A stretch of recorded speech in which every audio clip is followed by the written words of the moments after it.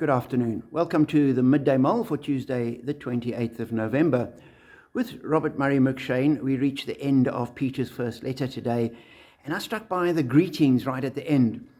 And Peter writes in verse 12, "With the help of Silas, whom I regard as a faithful brother, I have written to you briefly, encouraging you and testifying that this is the true grace of God.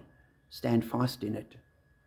I thought, here is Peter, who was selected by Jesus, called, traveled with him for his 3 years of earthly ministry, was privileged to be one of the three at the Mount of Transfiguration, had been through the Last Supper, had been commissioned by Jesus, walked on the water, had seen all of that.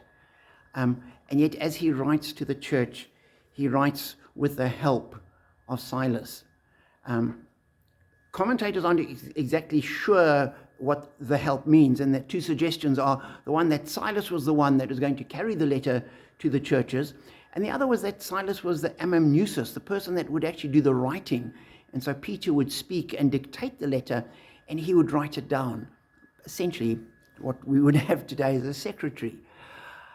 But here was Peter relying on someone else, using somebody else to help him in what he was doing.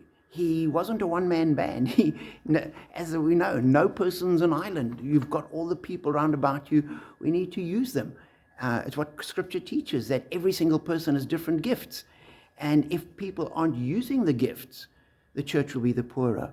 So one wonders what would have happened if Peter had tried to write the letter himself, how many blotches and mistakes and restarts there would have been. Maybe he would have just cut it short and thought, I've said enough, let me end it now. And we would have lost out half a letter or something like that. One doesn't know. But here you have Peter working with someone else, relying on someone else in what he was doing. And so as I read that, I thought it's an encouragement to me that there are people around about me that I can rely on and that I do use and that make a huge difference to ministry because they're there.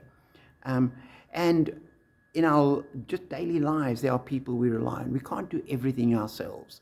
And we're not meant to do everything ourselves. When God looked at Adam at the foundation of the world on his own in the garden, he looked and it wasn't good for Adam to be alone.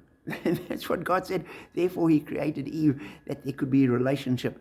And as we go through life, we have people around about us that we can use, we can rely on, we can trust.